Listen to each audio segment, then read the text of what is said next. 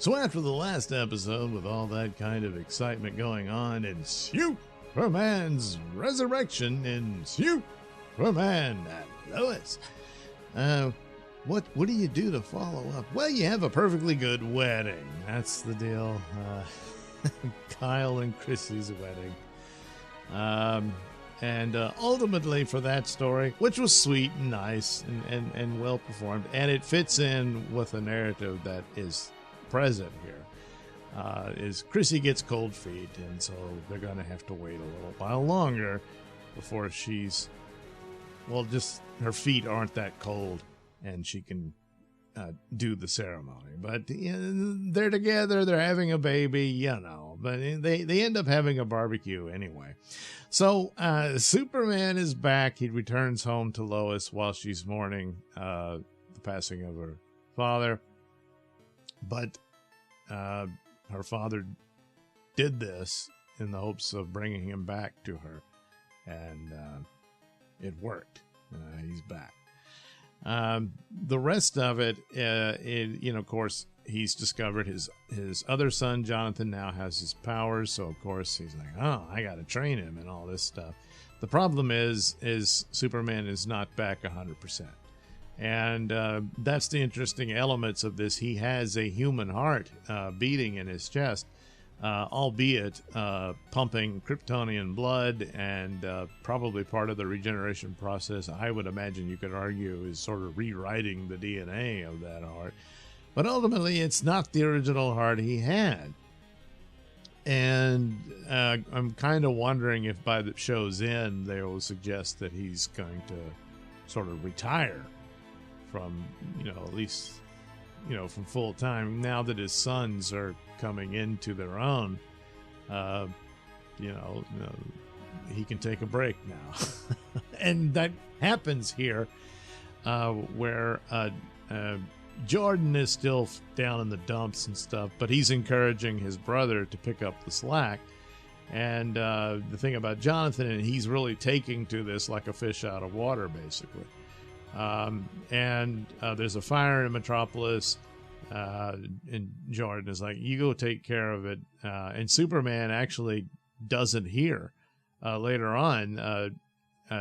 And that's kind of like Jordan hears that Jonathan sounds like he's in trouble, so he goes to his dad, but it's like, Jordan, why didn't you just go help him? But Superman, his hearing is not up to snuff either, where he once was. All that plays out. He's able to fly over there and help Jonathan, and the woman that Lex Luthor hired to try to seduce Sam and get information, all that. She was about to be knocked off, and so that's more of the elements of the fight with Luthor, But ultimately, the overall thing, and with the wedding and Chrissy having cold feet and all that, it's all about the fear and discomfort of change. And no matter what you do, things do change. Not this fantastically in the case for Superman, who has to deal with his new life after being resurrected. But it's you could chalk it up to like having a massive heart attack, but you survived, and there's a long recovery from something like that. And still, you're not the same person that you were before. And that's an aspect of life, even in the most simplest of things. But it's a very powerful one that sometimes can really crush somebody, that kind of thing. So he's dealing with that.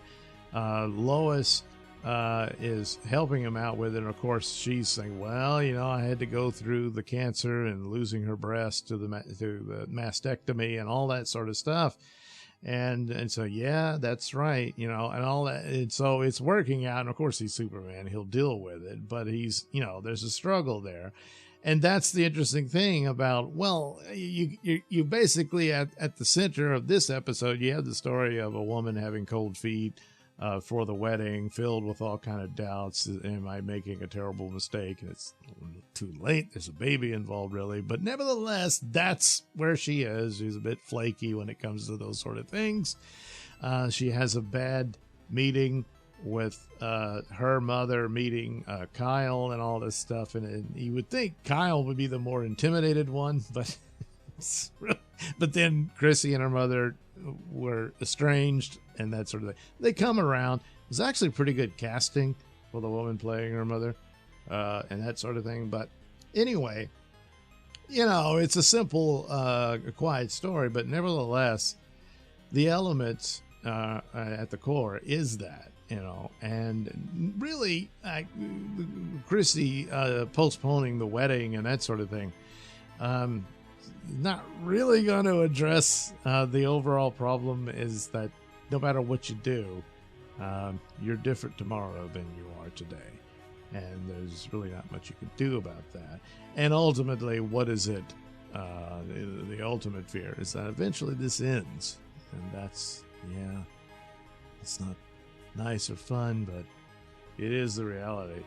And the more accepting of it, probably the better you'll be, rather than what time you have getting ruined by anxieties and fears and stuff that can, like I said, crush you.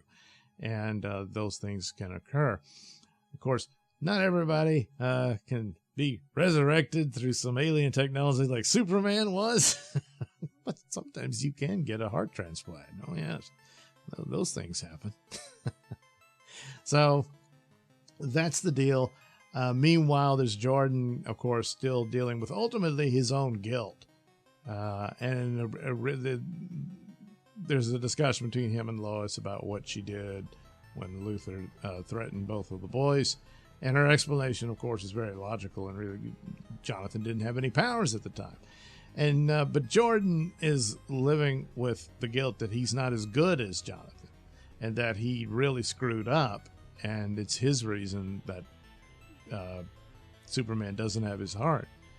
He tried to get it back, but Luther tricked him, trapped him, and took the heart and destroyed it.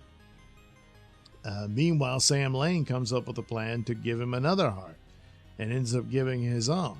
So that's even more of a burden on Jordan, even though it's not a very logical one. I mean, he did mess up, but you understand the attempt might have worked. You know, if he'd have gotten in and out of there, you know, and flew back to the fortress, you're good. But, you know, but it's going to weigh heavier on him, because that's the nature of his personality, and has been when they started. He was the more troubled. Jonathan just tended to have his stuff together a little better than Jordan did. And even though he's had his own troubles and whatnot, ultimately he was more capable of surpassing them than Jonathan. But the two of them becoming a team or whatnot, of course, you could see how that would work out pretty good. And hopefully that's how that goes. But nevertheless, Jordan's immediate response to the sudden change in his life is now his brother can take center stage, and as far as the superheroics go. And for the moment, he's all for it. Now, a lot of this is his own self-doubt and guilt and whatnot. But the two of them together, well, that doubles the power, doesn't it? So anyway, even though it's a more quieter episode, and the superheroics is right at the end, still look pretty cool and all that, and yet they're able to weave a compelling narrative and story there that's still mostly sweet and all that, but it keeps the flow going, where, like I said before, quite a few episodes are only filler, where they repeat things. Here, a certain amount of progression takes place in development. So, once again, I'm impressed with this little show that unfortunately is coming to an end.